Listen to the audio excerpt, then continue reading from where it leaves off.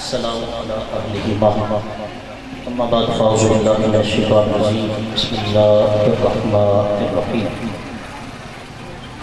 الذين آمنوا وكانوا يتقون صدق الله مولانا العظيم وبلغنا رسوله النبي الكريم الأمين إن الله وملائكته يصلون على النبي یا ایھا الذین آمنوا صلوا علیہ وسلموا تسلیما۔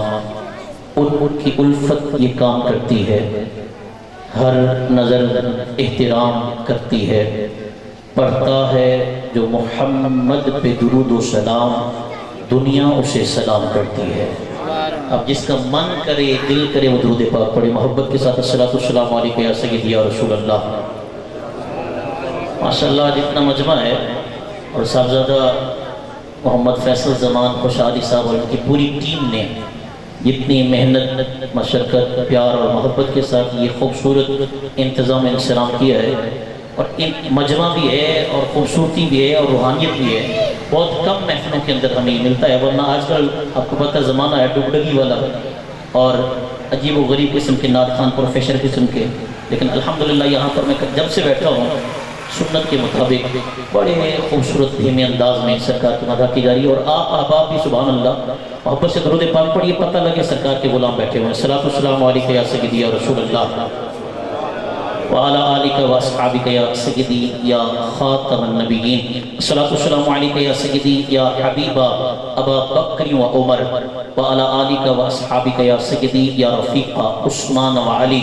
صلاۃ والسلام علیکہ یا سیدی یا جد الحسن والحسین وعلی آلکہ واصحابکہ یا سیدی یا ابا فاطمہ الزہرا۔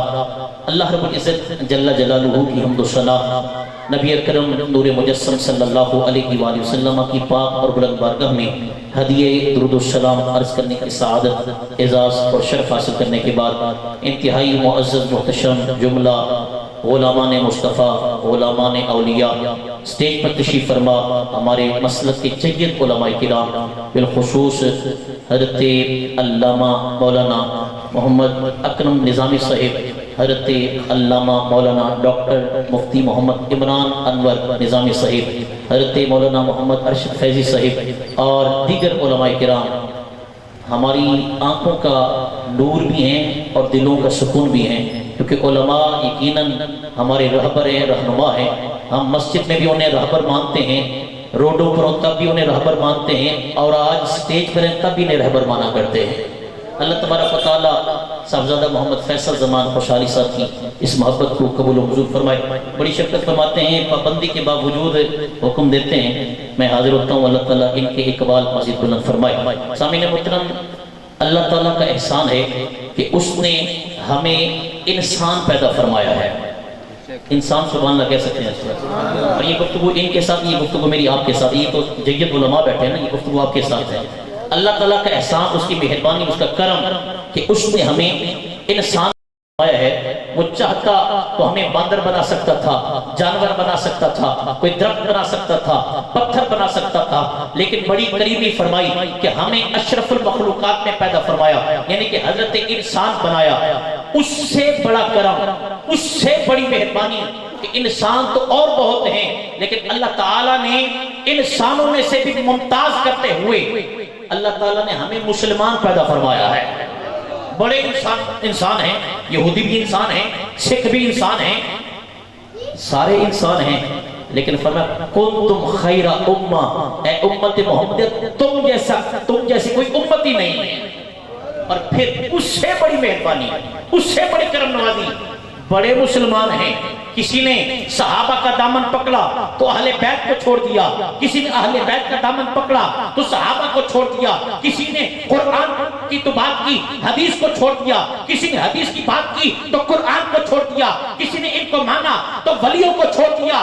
سنیو، تمہیں مبارک ہو کہ اللہ تعالیٰ کی توحید بھی تم مانتے ہو، مصطفیٰ کی رسالت کا اقرار بھی تم کرتے ہو، مصطفیٰ کی آل سے پیار بھی تم کرتے ہو، اور محمد کے پیارے صحابہ کا ادب بھی تم کیا کرتے۔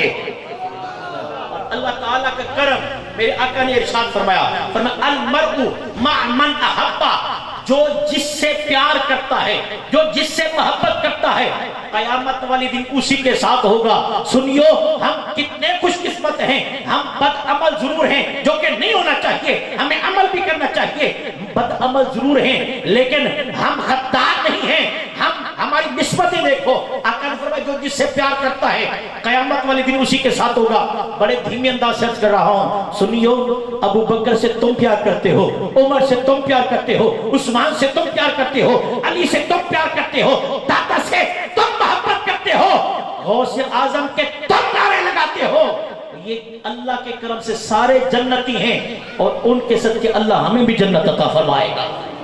آخری بات کر کے اپنی معروضات ختم کرتا ہوں، میری اپنی بات نہیں ہے، یہ میں نے پڑھا افادات یومیہ، دیوبندیوں کے بہت بڑا ایک نام ہے مولانا اشرف علی تھانوی، انہوں نے لکھا اپنے کسی بزرگ عبد الرحمن بہاری کے نام سے، وہ کہتے ہیں کہ ہمارے بزرگوں نے فرمایا کہ شیخ عبد القادر جیلانی جنہیں لوگ غوث اعظم کہتے ہیں، ان کا ایک دھوبی تھا مر گیا۔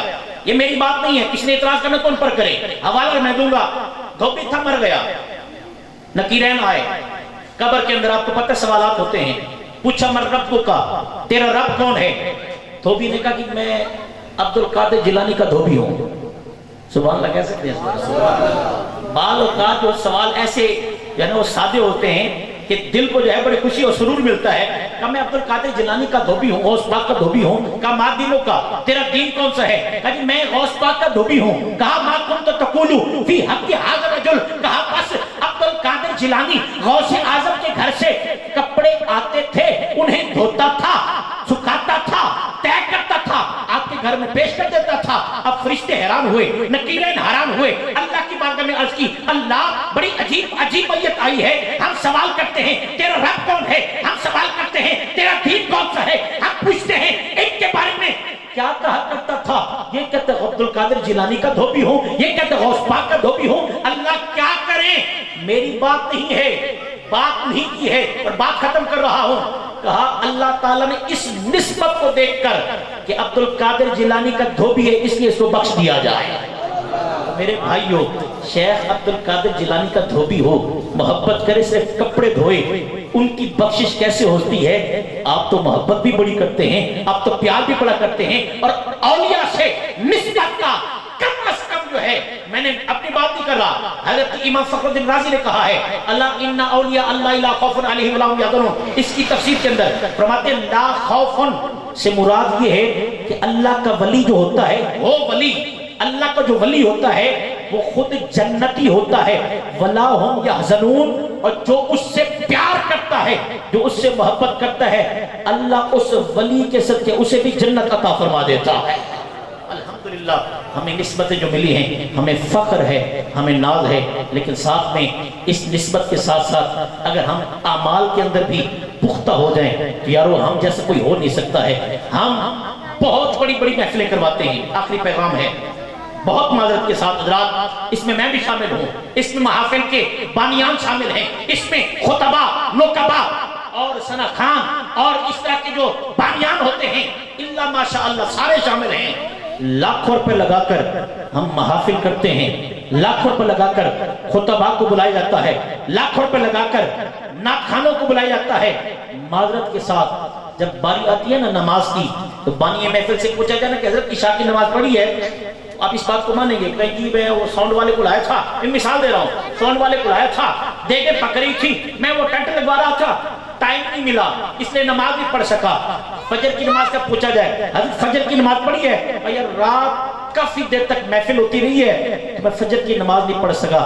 مہربانی فرمائیے ان چیزوں کو لازمی ہمارے پاس چیز سبب ہیں، محافل میلاد ہو یا عرس مقدس ہو، لیکن نماز ہمارے دین کا حسن ہے۔ میرے آقا نے فرمایا الصلاۃ قرۃ عینی، لوگوں نماز تم پڑھتے ہو ٹھنڈک محمد مصطفیٰ کو پہنچا کرتی ہے۔ میرے خیال میں آپ سب کہیں گے کہ ہم سرکار کو خوشیاں دیں، کیونکہ سرکار نے ہمارے لیے کیا کیا برداشت کیا، کیا کیا کیا ہے، کتنی دعائیں کی ہیں۔ تو آج میں ہاتھ تو نہیں کھڑا کرواتا لیکن ہاتھ جوڑ کر کہتا ہوں سنیو، تم جیسا ہیرا کوئی نہیں ہے، اگر تم با عمل بھی بن جاؤ آج سے تہیہ کر لیجئے اس عرس مقدس سے کہ ہم محفلوں میں بھی جائیں گے، لیکن نماز پنجگانہ کا دامن بھی نہیں چھوڑیں گے. اللہ تبارک و تعالیٰ اس آستانے کا فیض عام فرمائے اور ہمیں ان ایسے اولیاء کرام کے ساتھ محبت اور پیار کرنے کی توفیق عطا فرمائے. وآخر دعوانا الحمدللہ رب العالمین. سبحان اللہ.